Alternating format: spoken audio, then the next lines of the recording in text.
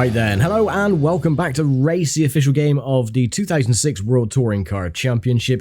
As you can see, we're on the grid ready for race 2 of this weekend, round 3 of the championship with the Race of UK. Had a little bit of damage with the engine, everything else has been replaced as well, so it's all nice and pristine for the second race. I will be honest though, there has been about a month's gap in between I recorded race number 1 to when I'm recording this race now.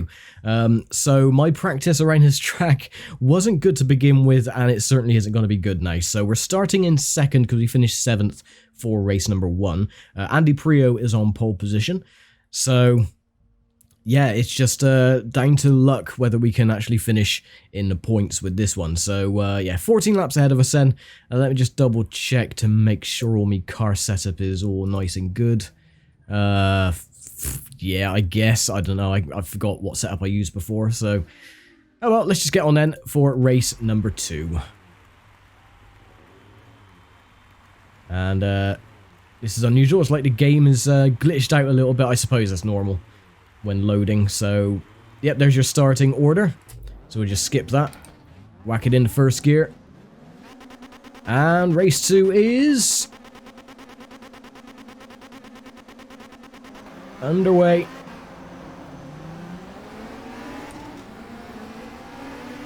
Now remember, I still have the 110 pounds of weight ballast on the car. Ooh.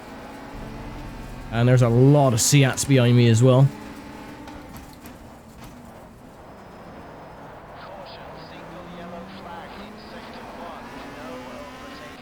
Yeah.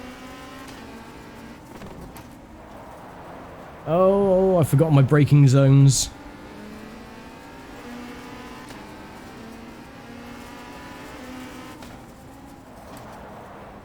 Yeah, this is not going to be a very good race for me because, as I've mentioned before, I don't like the Grand Prix layout of Brands Hatch, and I haven't...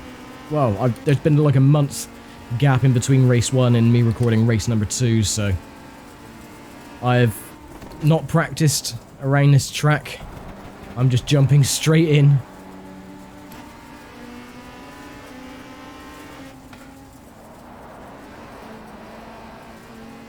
And Andy Prio is already pulling out a huge lead. Where's the corner? There it is. Oh, took a bit too much curb.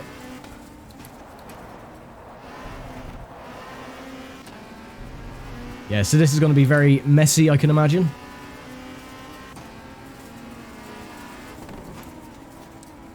Get through clearways.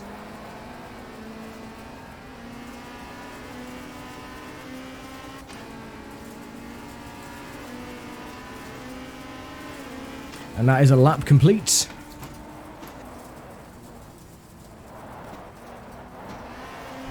Oh, so many bumps.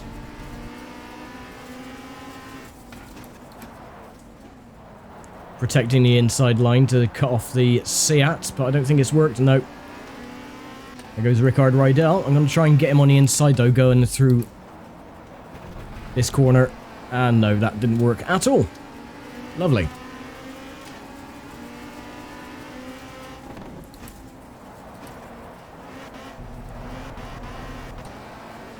Oh, I get him going out of that tight left-hander.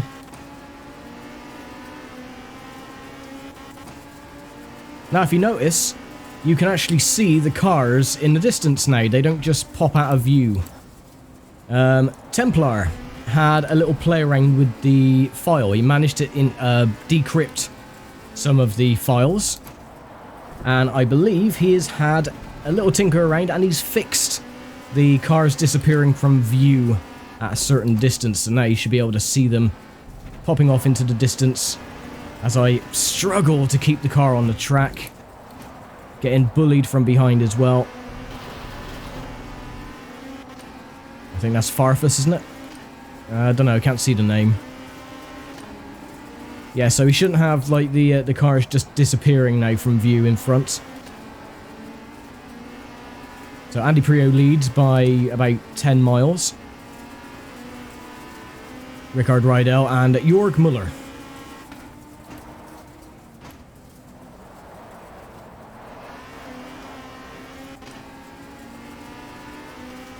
So, no victories on the 2 UK races. I think we took up all our luck during the French round.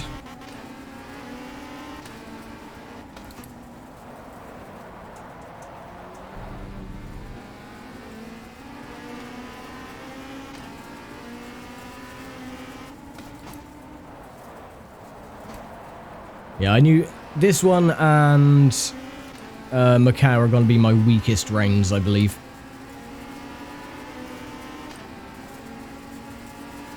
So now we have to keep the Seat of James Thompson behind.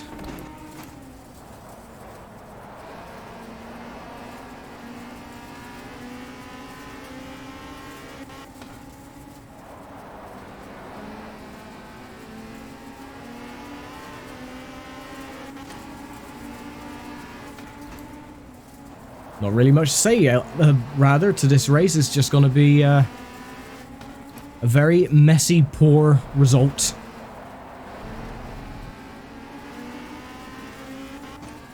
And mirror driving most of the way. We got 4 Seats in a row, all vying to try and get past.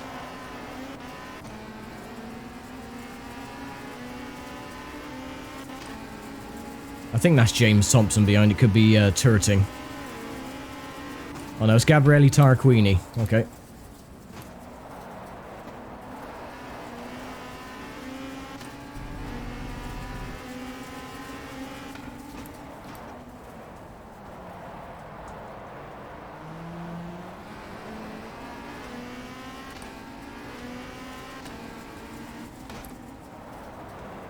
Oh, come on. Stop going wide.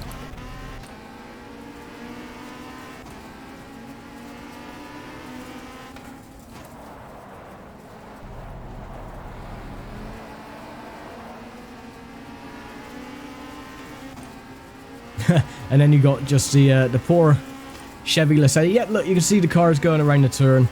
So Templar has definitely fixed that, so that is wonderful. Gives some more immersion back into the game so they don't just pop out of view. So, wonderful stuff. Thank you very much, Temp, for the fix.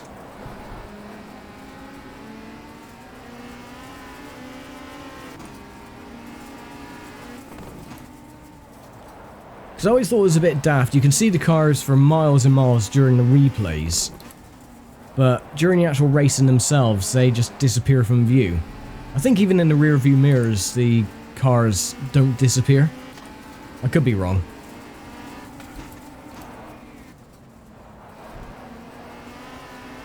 Stop flashing your lights at me, goddammit. I think what I should have done is spent about an hour on this track just practicing the layout again. Getting my bearings, but I thought, nah, I might as well just jump into it, get out of the way. Then we can move on to the next round, which I think might be the round of Germany, so it might be Oschersleben. Not 100% sure.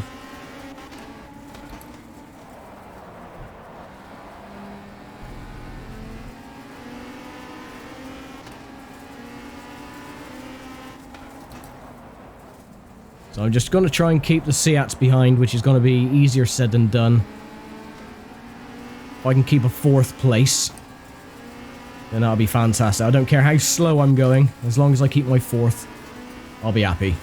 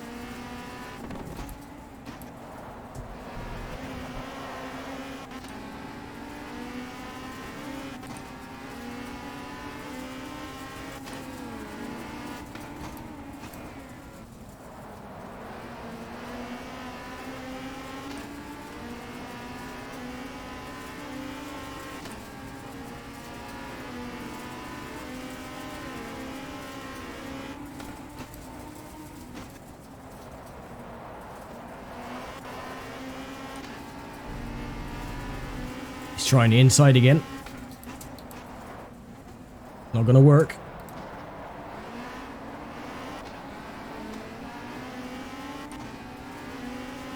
Go away. I can hear you there. There he goes.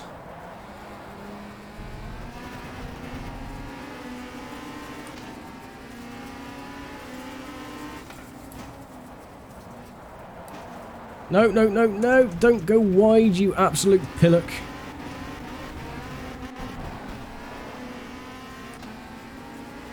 Well, so much for keeping a Seat behind me. Then you can see that the steering just completely left. It left the building, never to return. Don't think I've done any damage to the car, even that little biff behind.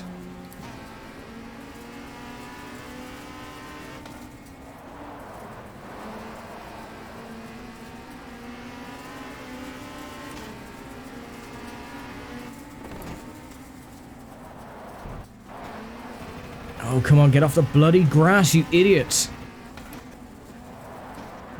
Oh, my brakes aren't working, my tires aren't working, I'm trying to struggle to keep the other Seat behind. I think that might be Thompson, I'm not sure.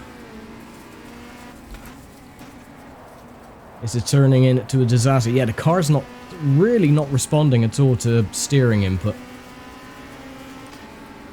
Oh no, James Thompson is ahead, so who was that behind?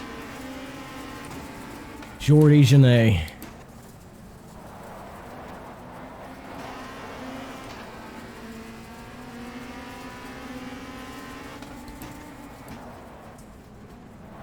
So Andy Prio has definitely won the weekend with the 2 races.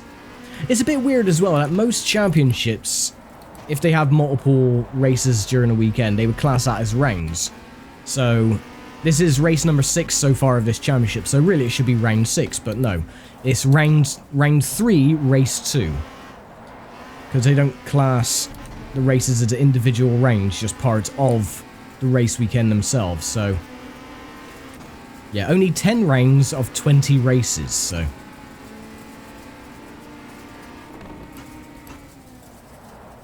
which really irks my OCD at times, because when I upload videos or whatever, and it's like, round 3, race 1, round 3, race 2, it's like, no, that really should be round 5 and 6. But, oh well.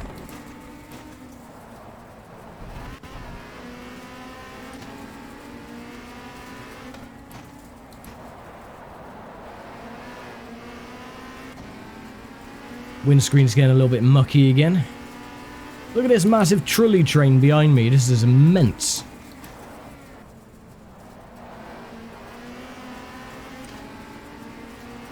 Yep, you've not got a chance. I'm going to try everything in my power to keep you behind me.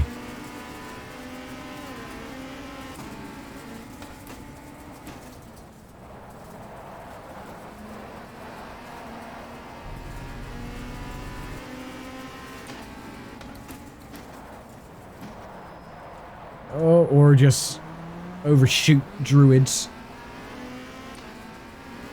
Right, we're half distance now anyway, so only 7 more laps to go. This nightmare can be over very soon.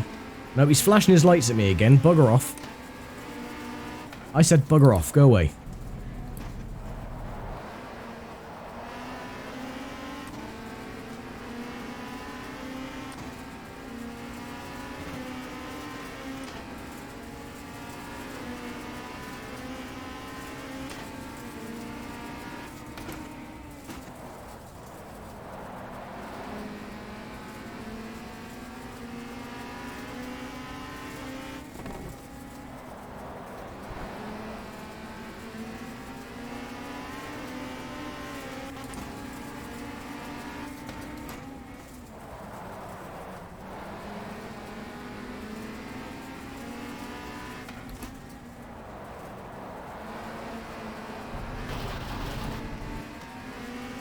No, you don't.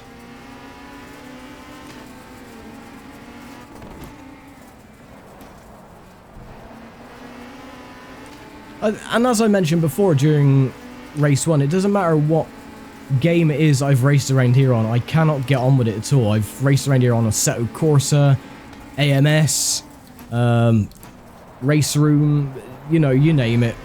I've raced on it, and oh, you cheeky little swine, that's going way too wide. It's alright, I got the inside line. Lock the front end.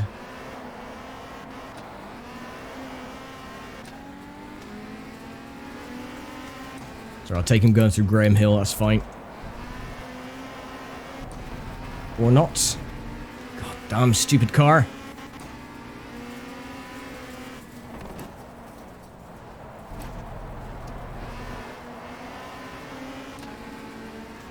Bah.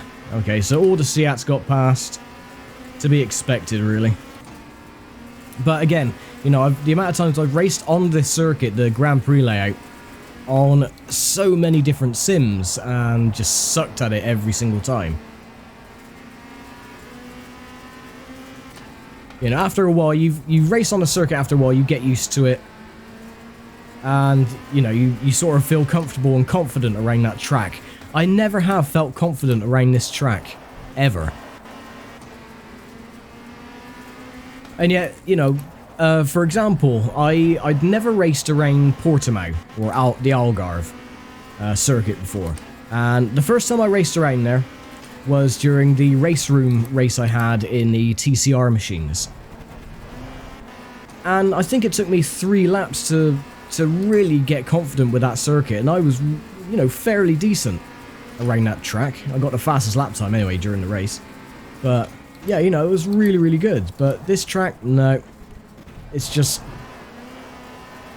not working for me. Of course, it doesn't help that my brakes aren't working properly either.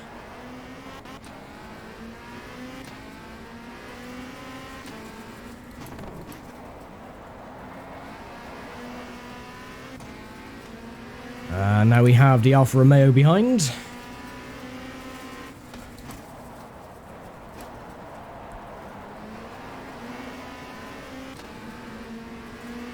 And another Seat as well, 3 cars back. Way too many Seats on the grid.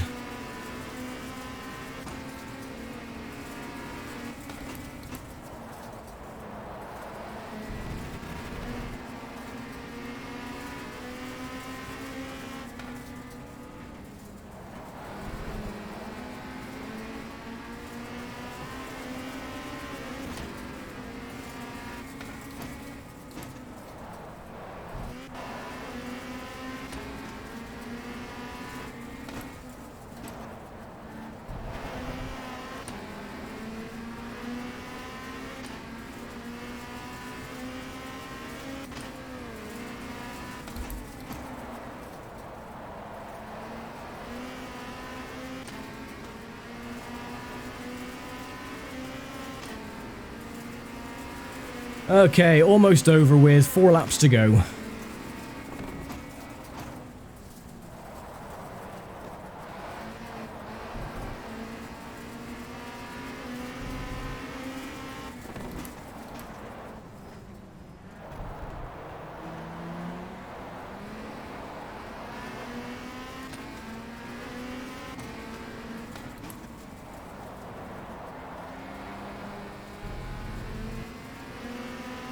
Oh, you went wide as well. That's good. That's given me a couple of car lengths.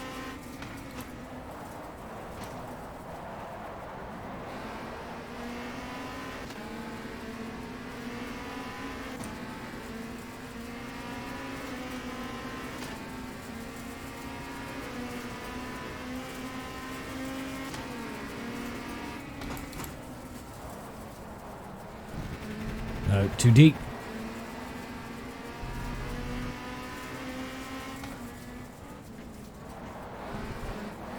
Oh, the yellow flag in Sector 1. Not going to worry about that though, because that is nowhere near us.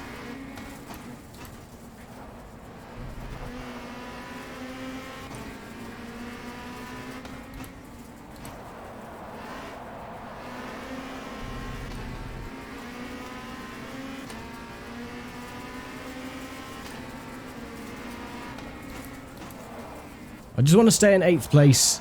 At least that'll be 1 point. We were leading the championship coming into this round anyway, so... Yep, stop flashing your bloody lights at me, you rude git. So I think that'll put us on 22 points, 23 points, something like that. I think we had 19 points to Muller's 18.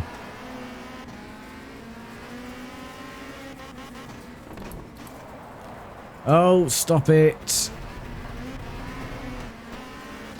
Yep, sorry. You're not getting past.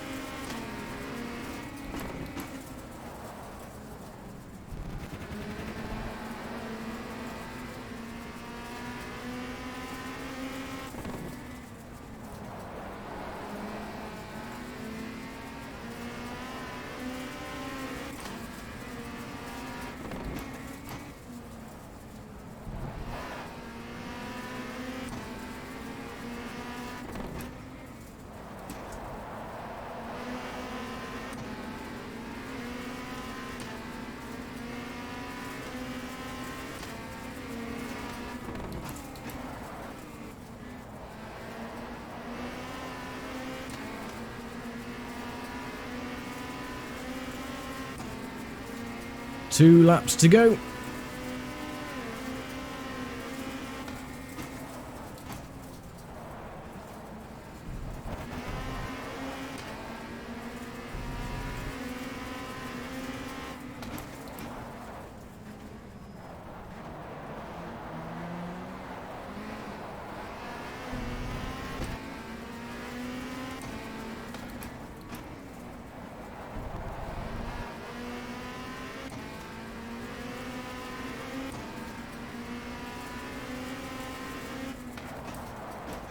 No, no, no, no, no, no, no. Ooh. Starting to fluff my braking points there.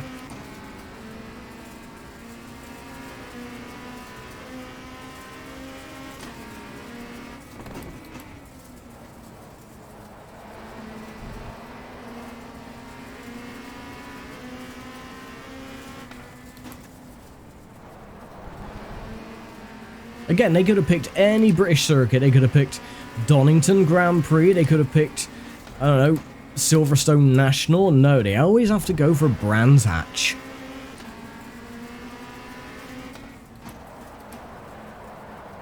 Oh, no you don't, no you don't, no you don't. Come on, cut back.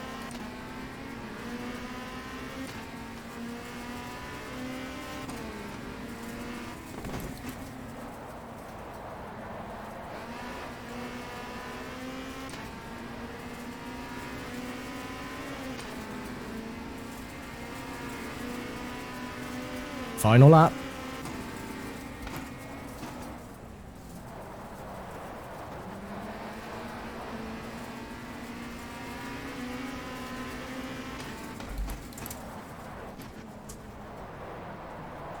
No, going too wide. No, you don't.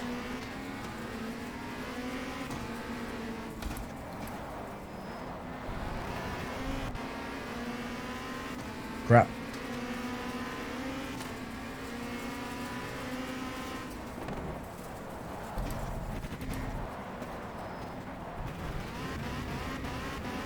And that completely failed. That was a botched attempt at trying to block him. Son of a bitch. Of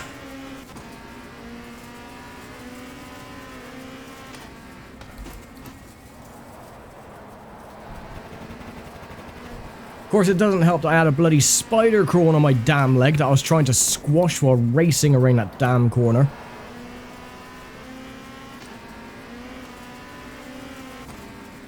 Bloody horrible things.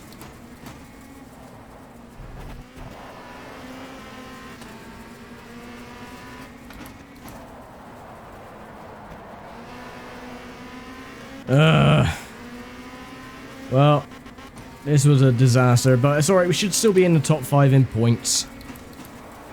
I mean, we're out of the points now, so it doesn't matter whether we finish an 11th or 25th.